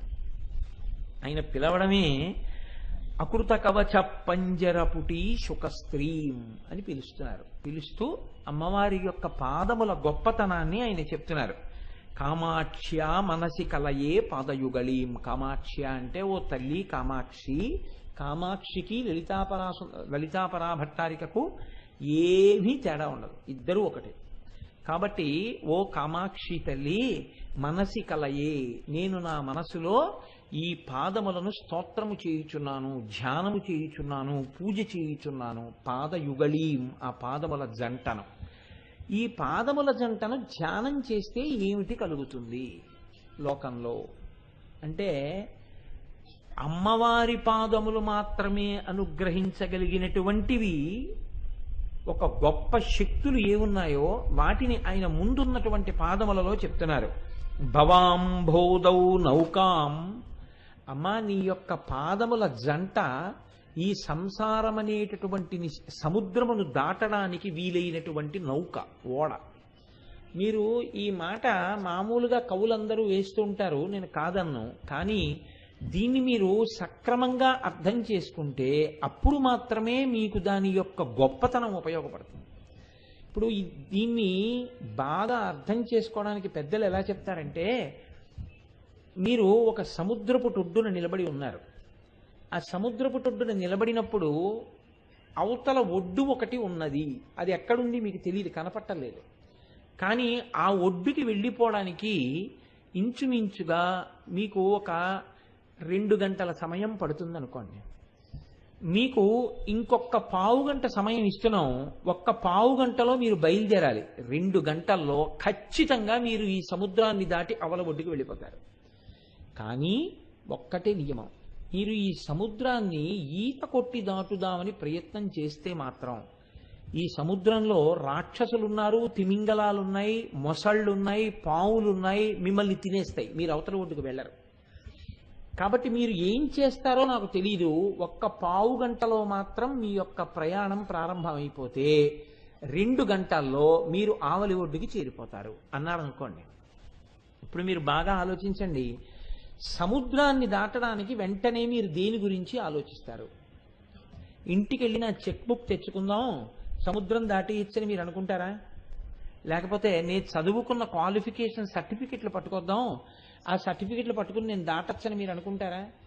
ఇప్పుడు మీకు సముద్రాన్ని 2 గంటల్లో దాటేయాలి అంటే మీకు ఉండే సాధనం ఒక్కటే, మీరు ఆ సముద్రంలో దూకి ఈదలేరు అని చెప్పినప్పుడు. మీకు కావలసింది ఒక పడవ, ఒక నౌక. ఆ నౌక కావాలి. ఇప్పుడు మీకు పడవ ఇవ్వట్లేదు, ఒక నౌకని ఇస్తున్నారు. నౌక వేరు, పడవ వేరు. పడవ కూర్చుని ప్రయాణం చేస్తున్నప్పుడు పక్కనే నీళ్లుంటాయి. కొద్దిగా గాలి వాలు వచ్చిందనుకోండి, పడవ ఇలా ఇలా అవుతుంది. కాస్త కెరటాల తాకిడి వచ్చిందనుకోండి, ఇలా కదులుతుంది. నౌక వేరు. నౌక అంటే ఓడ. ఓడ అనుకోండి, మీకు ఇంట్లో ఎలా ఉంటుందో అది కూడా అలాగే ఉంటుంది. హాయిగా చక్కగా కూర్చోవచ్చు, మీకు తినడానికి ఆహారం కూడా దొరుకుతుంది, చక్కగా ఆహారం తినచ్చు, హాయిగా అందులో కూర్చోవచ్చు, హాయిగా అందులో పడుకోవచ్చు. దాన్ని నడిపే ఆయన ఒక ఆయన ఉంటాడు. కాబట్టి మీరు చేసే పని ఏమిటంటే మీరు అందులో కూర్చోవడమే. కూర్చుంటే ఆయన నడుపుతాడు, మీరు ఆవలి ఒడ్డుకి చేరిపోతారు. చేరిపోయిన తర్వాత ఇక్కడి నుంచి ఇంకా మీరు ఎలా దాటుతారో దాటండి అని కూడా అనరు. దాన్ని కదలకుండా లంగరు వేసి దాన్ని మించి చక్కగా సముద్రం యొక్క ఒడ్డుకి మిమ్మల్ని చేర్చేస్తారు. ఒక నౌకలో మీరు కూర్చోగలిగారు అనుకోండి, ఇంకా మీకేం భయం లేదు, ఆ నౌక తీసుకెళ్ళిపోతుంది. మనకి జీవితంలో మనుష్య జన్మకి ఉన్నటువంటి ప్రధానమైనటువంటి ఇబ్బంది ఎక్కడంటే, మిగిలినటువంటి ఏ శరీరంలో ఉన్నా కూడా అసలు సంసారం అనే సముద్రం ఒకటి ఉంది, దాన్ని దాటుదామన్న స్పృహ ఉండదు. అలా దాటచ్చు, ఇది సముద్రం, ఇది దాటి వెళ్ళిపోతే ఇంకా మళ్ళీ ఈ సముద్రంలో మనం పడక్కర్లేదనేటటువంటి జన్మ ఏదైనా ఉంటే, అటువంటి స్పృహ కలిగినటువంటి బుద్ధి ఉండడానికి అవకాశం ఉన్నటువంటి ప్రాణి ఏదైనా ఉంటే ఒక్క మనుష్యుడే.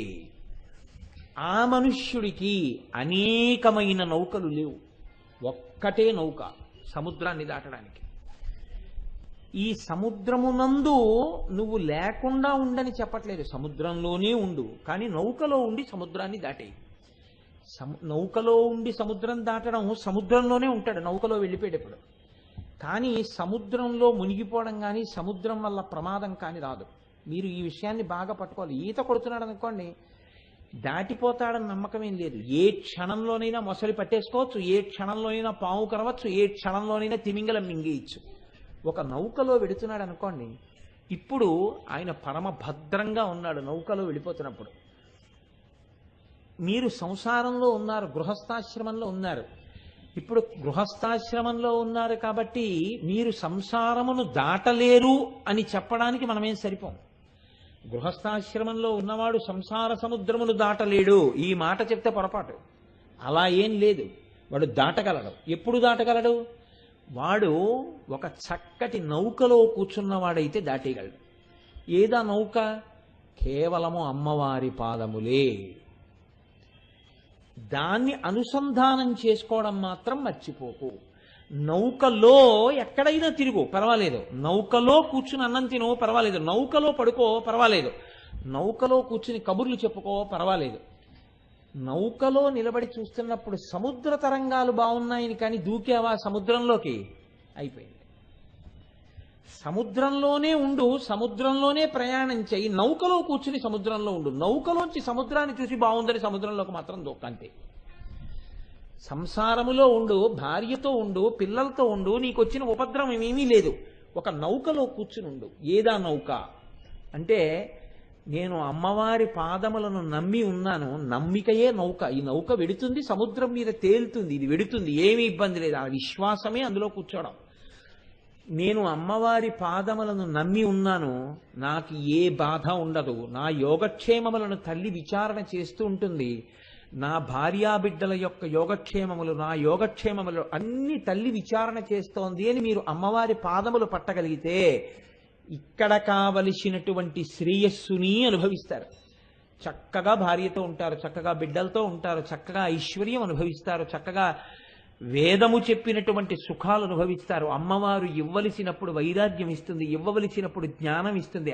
ఆఖరణ చక్కగా పండు పండిపోయి చెట్టు నుంచి విడిపోయినట్టు ఈ నౌకని ఆధారం చేసుకుని ఆఖరణ మీరు సముద్రానికి ఆవలి ఒడ్డుకి చేరిపోతారు. ఈ నౌక తప్ప నిన్ను దాటించడానికి ఇంకొక సాధన ఉందని నువ్వు అనుకోవద్దు. ఇప్పుడు ఈ మాటలు ఎవరు చెప్తున్నారు? మూకశంకరులు చెప్తున్నారని మీకు అనిపిస్తోంది. మూకశంకరులు చెప్తున్నారా? మూకశంకరుల ద్వారా అమ్మవారు చెప్తోందా?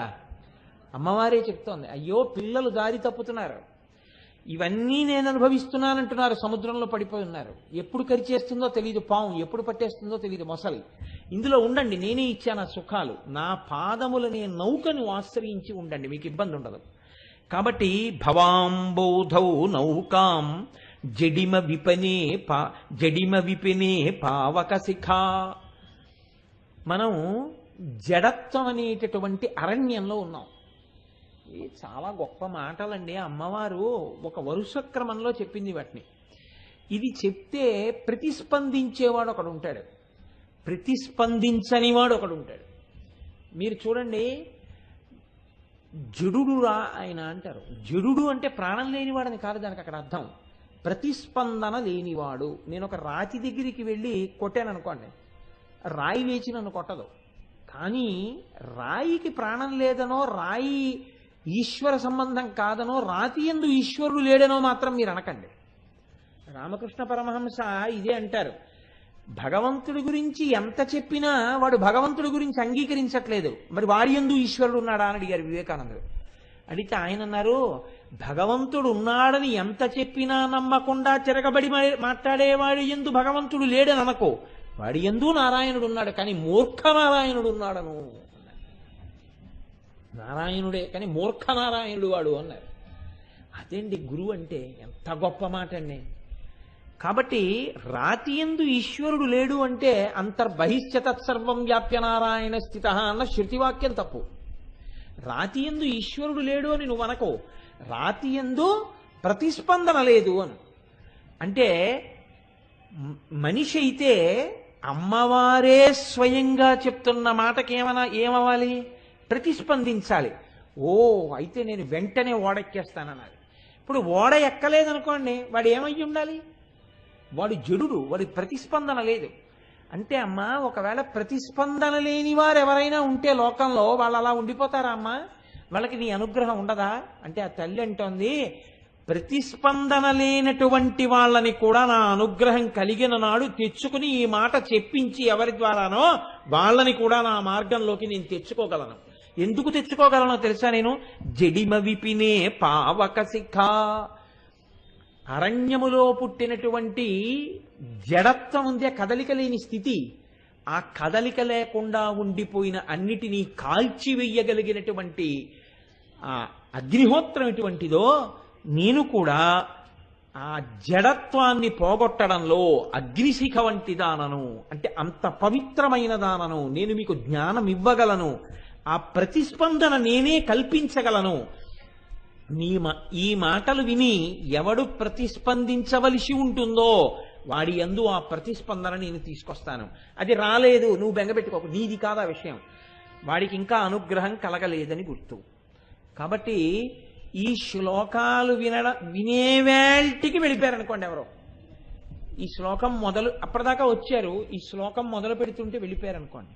లేకపోతే అప్పటిదాకా మూక పంచశతి పుస్తకం ఉంది, చదువుదామని ఇలా పుస్తకం విప్పేటప్పటికీ ఏదో పని వచ్చింది, అక్కడ పెట్టారు. మీరు అలా వెళ్ళొచ్చేప్పటికి ఆ పుస్తకం కనబడలేదు. నేనైతే అంటాను అమ్మవారి అనుగ్రహం కలగలేదంటాను. మరి ఆ శ్లోకం అంతే కదండి. అమ్మవారి అనుగ్రహం ఎవరికి ఉందో వాళ్లే వింటారు ఆ శ్లోకాలు. అమ్మవారి అనుగ్రహం లేనివాణ్ణి నువ్వు ఇవాళ సభకొస్తే నీకు కనకాభిషేకం చేస్తావన్నా నువ్వు తీసుకురాలేవు. ఎందుకు తీసుకురాలేవు? అమ్మవారి అనుగ్రహం ప్రమాణం. కాబట్టి జడిమ విపినే పావక శిఖ అమర్త్యేంద్రాదీనామధిముకుటముత్తం సకలికాం. అమ్మా, నీ పాదములున్నాయే, ఆ పాదములకు అలంకారం కాదు, నీ పాదములే పూలగుత్తులు. ఆ పూలగుత్తులైనటువంటి ఈ ఎర్రటి పువ్వులు ఎక్కడ పెట్టబడి ఉంటాయి? ఇది మూకశంకరుల యొక్క ప్రజ్ఞ అమ్మవారి రూపంలో. ఇప్పుడు లోకంలో పువ్వు అనబడేటటువంటిది ఏ పువ్వు పూసినా ఏం కోరుకుంటుంది అంటే ఈశ్వర పాదములు చేరడమే జన్మకి సార్థకత. కానీ అన్ని పువ్వులు అలా చేరిపోతాయా అంటే, ఒక పూలదండ ఒక శవానికి అలంకారంగా వెళ్ళింది. ఇప్పుడు ఆ పూలదండ చేసిన పాపం ఏమైనా ఉంది అని మీరు నిర్ధారణ చెయ్యగలరా? పూలదండ చేసుకున్న పాపం అని అనడానికి ఏం కుదరదు, కానీ దానికి అభ్యున్నతిని పొందే అదృష్టం లేదు అని మాత్రం అనొచ్చు. అందుకే అదొక శవానికి అలంకారం అయింది. ఒక 6 దండలు ఇలా కట్టి పెట్టాడు ఒక ఆయన. 2 వ్యక్తులు వచ్చారు, అక్కడ నిలబడ్డారు. ఆ దండలు ఎంతండి అని అడిగారు. 30 రూపాయలు అన్నాడు. ఓ 2 దండలు ఇవ్వండి అని ఒక ఆయన కొనుక్కున్నాడు. నాకు 2 దండలు ఇవ్వండి అని ఇంకో ఆయన కొనుక్కున్నాడు. నాకు 2 దండలు ఇవ్వండి అని పట్టుకెళ్ళిన ఆయన పరమేశ్వరి యొక్క మెడలో వేశాడు. నాకు 2 దండలు ఇవ్వండి అని పట్టుకెళ్ళిన ఆయన ఒక శవం మెడలో వేశాడు. ఇప్పుడు శవం మెడలో వేసినటువంటి పూలదండ శవాన్ని తీసుకెళ్తుంటే కింద పడింది. కాలుకి కూడా తొక్కుతారేమో అని భయపడి కాళ్ళు కడిగేసుకుంటారు. అది శవం మీద పూలదండండి అంటారు. అమ్మవారి మెడలో ఉన్నటువంటి పూలదండ మరనాడికి వడిలిపోయి నిర్మాల్యంగా తీసి చేతికిచ్చారు. అది వడిలిపోయిన పువ్వు కళ్ళకద్దుకుని తల్లో పెట్టుకున్నారు. ఎక్కడి నుంచి వచ్చింది ఈ పూజ్య భావన? ఆవిడ పాదముల మీదకి వెళ్ళడం, ఆవిడ కంఠంలో అలంకారం కావడం వల్ల వచ్చింది. కాబట్టి ఇప్పుడు మీరు సర్వోత్కృష్టమైన స్థానం ఏదని చెప్పాలి? అమ్మవారి పాదముల మీద అలంకారం కావడమే పూలకి గొప్పతనం అని చెప్పాలి. అమ్మవారి పాదాలే పూలగుత్తులైతే ఇప్పుడు వాటికి అలంకార స్థానం ఏదై ఉండాలి? అవి ఎక్కడ పెట్టాలి మరి తీసుకెళ్ళి? ఇప్పుడు ఆ పాదాలే పూలగుత్తులు. మీరు నిన్నటి వరకు పూలగుత్తులు పూలగుత్తులు పూలగుత్తులని వింటున్నారు ఎన్నో చోట్ల. శంకరాచార్యుల వారు కూడా సౌందర్య లహరిలో అన్నారు, నిన్న మీకు చూపించాను నేను. సౌందర్య మకరంద అంటూ చేశారు. మరి అప్పుడు అవే పూలగుత్తులైతే ఈ పూలగుత్తులు ఎక్కడ పెడితే పూజనీయత పొందుతాయి? ఎక్కడ పెడితే సార్థకత పొందుతాయి? అంటే ఇప్పుడు అవి తీసుకెళ్ళి ఎక్కడో పెడితే అవి సార్థకత పొందాయి అనుకోండి. అవి సార్థకత పొందాయి అంటే అవి కూడా పొందవలసిన ఉన్నతిని పొంది ఉన్నాయి అని గుర్తు. ఆ పాదాలని తీసుకొచ్చి ఇక్కడ పెట్టుకుంటే అమ్మవారి పాదాలు సార్థకత పొందాయి అన్నారు అనుకోండి. ఇప్పుడు అమ్మవారి పాదాలు సార్థకత పొందాలా, మీరు సార్థకత పొందాలా? ఇక్కడ పెట్టుకుని మీరు సార్థకత పొందాలి. నేను అడుగుతున్నది ఏమిటి? అమ్మవారి పాదాలే పూలగుత్తులైతే అమ్మవారి పాదములకు సార్థకత ఎక్కడి నుంచి వస్తుంది? ఎక్కడ పెడితే సార్థకత వస్తుంది? ఇప్పుడు అది ఎక్కడికి తీసుకెళ్లి పెడితే మీరు ఆ అమ్మవారి పాదములకు ఇప్పుడు రాణింపు వచ్చింది అని అనగలరు? పూలదండ అమ్మవారి మెడలో పడితే కదా రాణింపు వచ్చిందన్నారు. అమ్మవారి పాదాలే పూలయ్యాయి. ఇప్పుడు అమ్మవారి పాదాలు ఎక్కడ పెట్టాలి? అవి రాణించే అనడానికి. పూలైతే అమ్మవారి పాదాల మీద పెట్టారు, అమ్మవారి పాదాలే పూలైతే ఎక్కడ పెట్టాలి? అంటే ఇన్ని మాటలు ప్రశ్నించుకున్నా, ఇంత పెద్ద సభలో ప్రశ్న వేసినా, ఇంత సమయం ఇచ్చినా ఇన్ని మేధస్సులకు తట్టలేదు. ఇది మూకశంకరుల ప్రజ్ఞ, ఇది అమ్మవారి ప్రజ్ఞ. అందుకే నేను ఒకటికి 10 మార్లు చెప్తున్నాను, అమ్మవారు మాట్లాడుతోందని చెప్పడానికి కారణం అదే. అమ్మవారంది ఈ పాదములనేటటువంటి పూలగుత్తులు దేవేంద్రాదుల యొక్క కిరీటములందు అలంకారం చేయబడి ఉన్నాయండి. ఇప్పుడు ఈవిడ పాదములు దేవేంద్రాదుల కిరీటముల యందు అలంకారం చేయబడి ఉన్నాయి కాబట్టి ఆ కిరీటం పెట్టుకున్నవాడు ఇంద్రుడయ్యాడు. ఇప్పుడు ఆ పాదములే సార్థకత పొందాయా? గొప్పతనం ఆ పాదాలదే అయిందా? ఆ పాదాలనే పూలగుత్తులున్న కిరీటం పెట్టుకుంటేనే వాడు ఇంద్రుడు, అది పెట్టుకుంటేనే వాడు సూర్యుడు, అది పెట్టుకుంటేనే వాడు చంద్రుడు, అది పెట్టుకుంటేనే వాడు దేవత, అది పెట్టుకుంటేనే విష్ణువు, అది పెట్టుకుంటేనే బ్రహ్మ, అది పెట్టుకోని వాడు ఆ పదవి యందు ఉండడు. కిరీటం ఉంటేనే గొప్పతనం. ఆ కిరీటం ఉన్నది అంటే ఆ కిరీటమునకు ఒక పూలగుత్తున్నది, అది అసలు గొప్పతనం. ఇప్పుడు ఆ కిరీటము మీద ఉన్నటువంటి పూలగుత్తి ఏది? అమ్మవారి పాదపద్మములే అన్నారు. ఇది అమ్మవారి యొక్క ప్రజ్ఞ ఆ శ్లోకంలో. కాబట్టి ఆ తల్లి అంటుంది, నా దృష్టిలో అయితే తల్లి అని నేను అంటున్నప్పుడు మూకశంకర్లే. కాబట్టి అమర్త్యేంద్రాదీనామధిమకుటముత్తం సకలికాం జగత్తాపే జ్యోత్స్న, జగత్తుకి తాపము కలిగినది అన్నారు మూకశంకరులు. చాలా గొప్ప మాటలండి ఒక్కొక్క శ్లోకంలో. జగత్తుకు తాపము కలుగుట అనగా ఏమి అంటే, జగత్ అంటే మనుషుల, జగత్ అంటే పశువుల, జగత్ అంటే పక్షుల, ఎవరికి తాపం అంటే ఆయన ఒక ప్రాణి కనలేదు, జీవుల కనలేదు, జగత్తు కన్నారు. జగత్ అంటే జాయతే గచ్చతే ఇది జగత్, ఏది వచ్చి వెళ్ళిపోతుందో అది జగత్.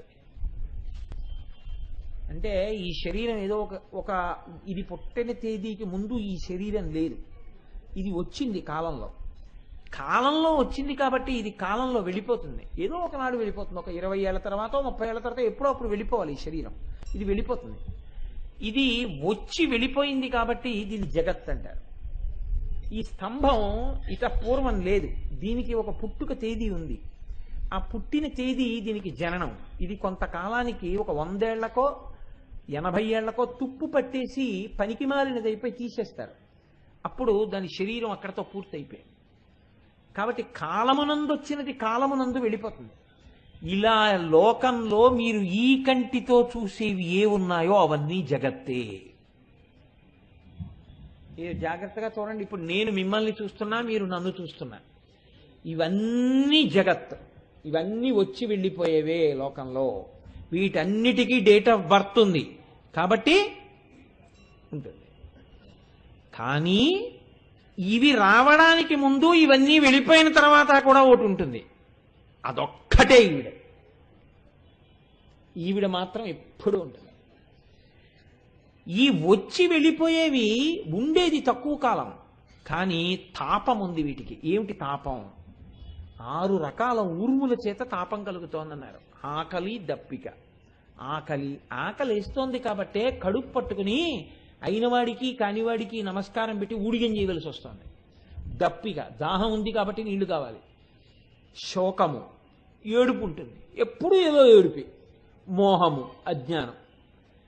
జర, అన్ని శరీరాలకి వృద్ధాప్యం వచ్చేస్తుంది, మరణము, ఆ శరీరాలు పడిపోతాయి. కాబట్టి వీటిని షడూర్ములు అంటారు.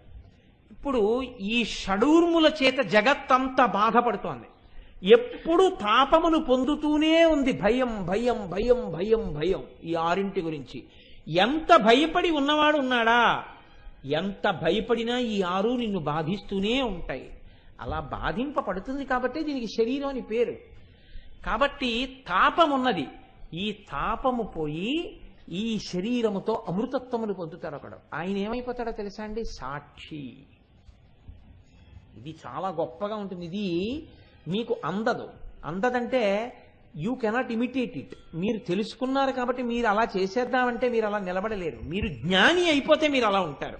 అప్పుడు మిమ్మల్ని ఎవరో చూసి చాలా గొప్పగా ఇలా ఉన్నారంటే అన్న స్తోత్రం మీకేం పట్టదు. అప్పుడు మీకు నేను ఒక ఉదాహరణ చెప్పాలి అంటే, భగవాన్ రమణులకి సర్కోమా వచ్చింది. సర్కోమా వచ్చినప్పుడు ఆయన చేతి మీద పుండు పుట్టి నెత్తురు కారుతుండేది. దానికి ఆపరేషన్ చేశారు, శస్త్రచికిత్స చేసిన తర్వాత ఆయన్ని ఒక గదిలో పడుకోబెట్టారు. పడుకోబెడితే ఆ ఆశ్రమంలో ఉండేటటువంటి వాళ్ళు ఏం చేశారంటే కొన్ని హీటర్స్ తీసుకొచ్చి అక్కడ పెట్టారు. ఆ హీటర్స్ వల్ల ఏంటంటే వెచ్చగా ఉంటుంది అని. కానీ ఆ వ్యాధితో బాధపడి ఆపరేషన్ చేసినటువంటి వాళ్ళ దగ్గర హీటర్స్ కానీ పెడితే వాళ్ళ శరీరం ఏమైపోతుందంటే రాత్రికి రాత్రి పొంగిపోయి ఎర్రటి పుండులు అయిపోయి పగుళ్ళు పట్టినట్టుగా అయిపోయి ఒళ్ళంతా మంటలు వచ్చేస్తుంది గంటలోనే. అందరూ ఏం చేశారంటే భగవాన్ని పడుకోనివ్వండి అని హీటర్లు పెట్టి తలుపేసి వెళ్ళిపోయారు. మర్నాడు పొద్దున్న వచ్చి తలుపు తీశారు. ఇంత లావున ఉబ్బిపోయినా ఎర్రగా నిప్పు ముద్దలా అయిపోయి ఇలా పగుళ్ళు పట్టి అసలు ఇలా ఎలా ఉన్నారన్నట్టుగా ఉన్నారు మనిషి. ఆయన ఏమీ అనలేదు. ఇలా ఉన్నారేం భగవాన్ అన్నారు. ఎలా ఉన్నాను అన్నారు. డాక్టర్లు వచ్చి చూసి అన్నారు, హీటర్లు పెట్టారా రాత్రి అన్నారు. అవును అన్నారు. కొంప ముంచేశారు కదయ్యా, ఈ ఆపరేషన్ చేసిన వాళ్ళ దగ్గర హీటర్స్ కానీ పెడితే వాళ్ళకి ఒళ్ళు మంటలు వచ్చేస్తుంది. చేసినటువంటి శస్త్రచికిత్సా విధానం వల్ల వాడిన మందుల వల్ల 1 గంట కూడా ఓర్చలేడు ఏ రోగి కూడా. ఈయన రాత్రికి రాత్రి ఎంత ఎర్రపడి ఉబ్బిపోయారో, ఎంత మంటలు వచ్చి ఉంటాయో శరీరానికి అన్నారు. అంటే కంగారు పడిపోయి ఆశ్రమంలో ఉన్నవాళ్ళు, భగవాన్ రాత్రి మమ్మల్ని లేపపోయారా హీటర్లు కట్టేయమని, బయటికి రాకపోయారా, ఎందుకంత మంటలు ఓర్చారు అన్నారు. అంటే ఆయన చాలా నిదానంగా అన్నారు, వాళ్ళందరూ ఏదో దీనికి చాలా బాగుంటుందనుకుని హీటర్లు పెట్టారు, ఇదేమో తట్టుకోలేనని చెప్పి రాత్రంతా మండింది, వాళ్ళేమో బాగుంటుందన్నారు, దీనికేమో బాగులేదు, వాళ్ళు బాగుంటుందంటారు, ఇది బాగులేదంటోంది, ఏమిటో ఈ తమాషా చూద్దామని చూస్తున్నాను అన్నారు. ఇప్పుడు చెప్పండి, కెన్ ఎ జ్ఞాని బి ఇమిటేటెడ్? ఒక జ్ఞానిని మీరు అనుకరించగలరా? మీరు అనుకరించలేరు. అజ్ఞానిని యు షుడ్ నాట్ ఇమిటేట్, మీరు అనుకరించకూడదు. అజ్ఞాని పూజ చెయ్యడు, మీరు మానేస్తారా? జ్ఞాని చెయ్యక్కర్లేదు, మీరు అనుకరించి మానేస్తారా? మానకూడదు. సాధకుడు మధ్యలో ఉంటాడు, కిందకి జారకుండా పైకెక్కడానికి సాధన. అందుకని సాధకుడు వేరు, జ్ఞాని వేరు. కాబట్టి ఇప్పుడు భగవాన్ రమణులు ఏ స్థాయిని అనుభవించారో అది జ్ఞానం. అప్పుడు సాక్షి, ఈ సాక్షిగా ఉండి తాను ఆత్మగా ఉండి దీన్ని వేరుగా చూస్తూ ఉంటారు. మనం సినిమా చూస్తున్నట్టు ఆ స్థాయికి వెళ్ళిపోవడం అంటే మాటలు కాదండి. అప్పుడు ఆయనకి విధి నిషేధం ఉండదు. ఆయన బ్రహ్మజ్ఞాని అయి ఉంటారు.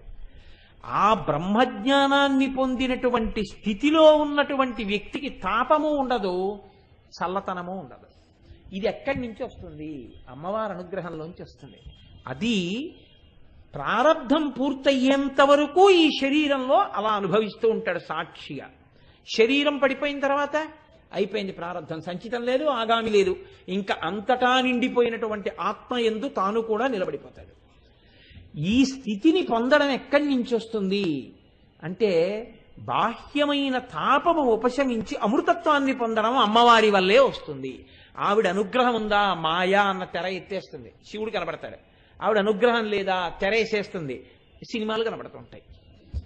తెర అశాశ్వతం అండి, తెర శాశ్వతం, సినిమాలన్నీ అశాశ్వతం. తెరలా ఉంచి సినిమాలు వేస్తుంది. వీడు సినిమాలు చూస్తుంటాడు, తెరని ఎప్పటికీ చూడటం.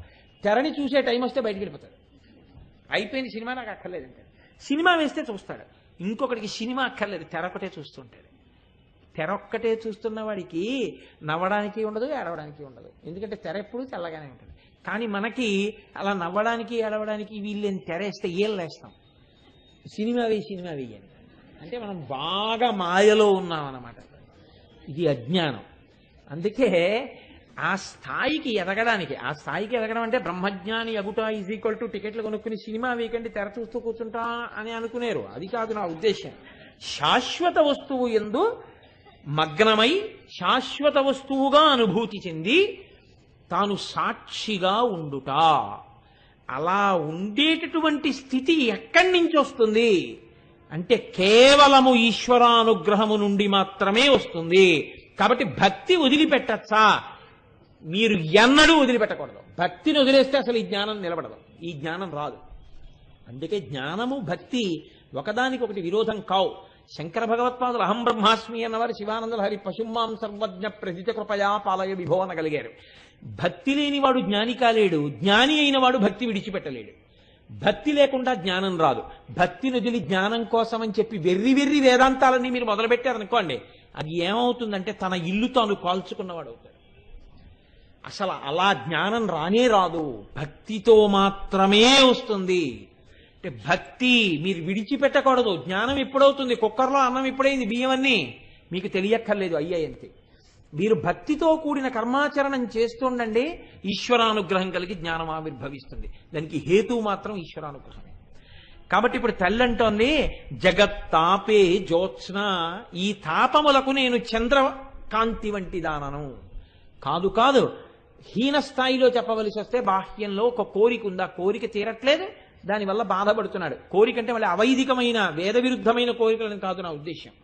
కొడుక్కో మంచి ఉద్యోగం రావాలి, ఒక తండ్రిగా బాధపడుతున్నాడు, మంచి ఉద్యోగం వస్తే బాగున్నాం. అమ్మవారిని పాదములు పట్టుకున్నాడు, అనుగ్రహం కలిగింది, వచ్చింది. కాబట్టి ఇప్పుడు ఆవిడ జగత్తాపే జ్యోత్స్న, జగత్తు యొక్క తాపమునకు ఆవిడ చంద్ర ప్రకాశము వంటిది, వెన్నెల వంటిది. అకృత కవచ పంజరపుటీ శుక స్త్రీం. అకృత కవచ అంటే నోటితో ఎవరో సృష్టి చేసి చెప్పినది లేదా రాసినది కాదు, వ్రాసినది కాదు, చెప్పినది కాదు. వేదము అపౌరుషేయము, ఈశ్వరుని యొక్క శ్వాస. వేదమనబడేటటువంటి పంజరమునందు కూర్చున్న చిలుకయే అమ్మవారు. కాబట్టి సమస్త వేదము యొక్క సారాంశమేమి? ఆ చిలుక యొక్క పలుకులే. ఇవాళ మీరు వింటున్న పలుకులేవి? ఆ తల్లి పలుకులే. కాబట్టి ఇవాళ మనం వింటున్నది ఏ పలుకు వింటున్నట్టు? సాక్షాత్తుగా వేద పంజరంలో కూర్చున్నటువంటి చిలుక యొక్క పలుకులే మీరు వింటున్నారు. కాబట్టి అకృత కవచ పంజరపుటీ శుక స్త్రీం కామాక్ష్య మనసి కలయే పాదయుగళీం. అమ్మా, అందుచేత ఇన్నిటినీ ఇవ్వగలిగిన పాదముల జంట లోకంలో నీ ఒక్క పాదముల జంటే. అందుకే నేను సంతతము నీ పాదుకలను, నీ పాదములను మనస్సు యందు ధరించి ఆరాధించుతున్నాను అని ఆ పాదముల యొక్క వైభవాన్ని ఒక శ్లోకంలో మూకశంకరులు ఆవిష్కరిస్తారు. వేరొక శ్లోకంలో అంటారు, అవిశ్రాంతం తిష్టన్ అకృత కవచ కందరపుటి కుటీరాంత ప్రౌఢాం నకరుచి పటాలీం ప్రకటయన్ ప్రచండం ఖండత్వం నయతు మమ కామాక్షితరసా తమో వేదండేంద్రం తవ చరణ కంఠీరవపతి. ఇది చాలా గమ్మత్తైనటువంటి శ్లోకం. ఈ శ్లోకాన్ని కాని పట్టుకుని అనుభవించగలిగితే ఇక్కడే ఈ క్షణంలోనే ఖచ్చితంగా అమ్మవారి అనుగ్రహం కలిగే అవకాశం ఉంటుంది. అందులో ఆయన అంటారు, అమ్మా ఇంతకుముందు ఏమన్నారు? అకృత కవచ పంజరపుటీ శుక స్త్రీం, నువ్వు వేదమనేటటువంటి పంజరంలో ఉన్నటువంటి చిలుకవి అన్నారు. ఈ శ్లోకంలో అంటున్నారు ఆయన, అమ్మ నువ్వు అకృత కవచ కందరపుటి అన్నారు. వేదమనేటటువంటి గుహలో కూర్చున్నటువంటి సింహానివి అన్నారు. మీరు చూడండి, గుహలు ఎవ్వరూ నిర్మాణం చేయరు. నేను గుడి కడతానండి అన్నవాడు ఉంటాడు, ఈ కొండకి మెట్లు పెట్టిస్తానండి అన్నవాడు ఉంటాడు, ఈ కొండ మీద గుడి కడతానండి అంటారు, ఈ కొండలో 4 గుహలు కట్టిస్తానండి అని ఎవడండి లోకంలో. గుహలు తమంత తామే ఏర్పడతాయి. ఈశ్వర నిర్మాణములు గుహలు. వేదము ఈశ్వర నిర్మాణం. కాబట్టి పర్వతమునందలి గుహకి వేదమునకు అభేదం, రెండూ ఒక్కటి. ఇప్పుడు ఈ గుహలో ఎవరు కూర్చున్నారట? ఒక సింహం కూర్చుంది. అసలు ఆ గుహకు అందం ఎప్పుడో తెలుసా అండి? సింహం కూర్చుంటేనే. సింహం లేని గుహకు అందం ఉండదండి. ఎందుకు నేను ఈ మాట అంటారేమో, అరుణాచల పర్వత శిఖరాలన్నీ ఒక ఎత్తు, విరూపాక్ష గుహ ఒక్కటి ఒక ఎత్తు. ఎందుకని? అక్కడ భగవాన్ రమణులని సింహం కూర్చుంది చాలా కాలం. కాబట్టి ఆ గుహ ఇప్పటికీ దర్శనీయమే. అలాగే ఒక గుహ ఈశ్వరుడి చేత నిర్మింపబడినట్టు వేదము ఈశ్వరుడి చేత నిర్మింపబడింది. నిర్మింపబడినటువంటి ఆ వేదమునందు ప్రతిపాదింపబడిన వస్తువేది? ఈశ్వరుడే. అలాగే ఈ గుహలో ఏది కూర్చుంది? మృగరాజు అయినటువంటి సింహం కూర్చుంది. ఆ గుహలో ఎవరు పడితే వాళ్ళు ఉండరు. ఆ పక్షులన్నీ గూళ్ళు కట్టుకుంటాయి, ఏవో లేళ్లు జింకలు గడ్డిలోకి వెళ్ళి పడుకుంటాయి, కోతులు చెట్లెక్కి పడుకుంటాయి, అలాగే కొన్ని రాళ్ల చాట్న అక్కడ పడుకుంటాయి. గుహలలోకి వెళ్ళి మాత్రమే పడుకునేటటువంటి అలవాటు ఉన్న ఏకైక జంతువు సింహం. అది తన కొరకు తాను ఆవాస నిర్మాణం చేసుకోదు, పొదరిళ్ళు ఇలాంటివి అది చేయదు. అది పర్వత గుహని వెతుక్కుంటుంది, వెతుక్కుని వెళ్ళి ఆ గుహలో కూర్చుంటుంది సింహం. అందరికీ ఆ గుహలోకి వెళ్ళడం భయం. ఎందుకో తెలుసా అండి? ఓ పర్వతంలో గుహ కనపడింది అనుకోండి, పర్వత గుహ బయట నుంచి తిరుగుతారు కానీ ఈ గుహలోకి వెళ్ళొద్దామని ఎవరు అనరు. ఎందుకనంటే చీకటిగా ఉంటుంది లోపల.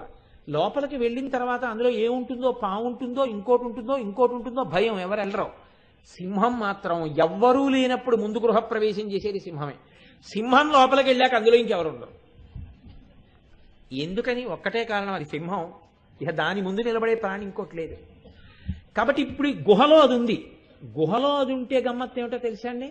ఆ గుహకి కనుచూపు మేరలో ఎవరు తిరగరు. ఎందుకు తిరగరు? ఒక్కటే కారణం, అందులో సింహం ఉంది. కాబట్టి గుహకు అందం ఏమిటంటే సింహమే. సింహం ఉన్న గుహని చూడాలంటే ఇదేనండి సింహం ఉన్న గుహ అని చూపించడం కుదరదు. ఇంకో పర్వత శిఖరం మీద నిలబడి అక్కడి నుంచి చూపించాలి, అదిగోనండి ఆ గుహలోనే సింహం ఉంటుందని చెప్పాలంతే. అది దాని గొప్ప. ఇప్పుడు ఆ గుహలో సింహం ఉందా